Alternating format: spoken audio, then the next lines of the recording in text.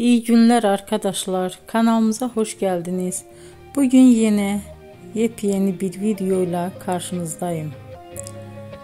Güzeller güzeli Bircə Akalay ve yakışıklı oyuncumuz İbrahim Çelikov'dan romantik karelerini sizler için derleyip topladım.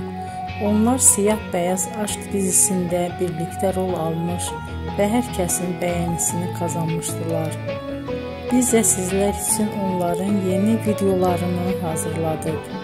Bu videoların gelmesini istiyorsanız emeğinize saygı olarak kanalımıza abone olup sona kadar izlemeyi ve yorum yazmayı unutmayın. Herkese teşekkür ederim.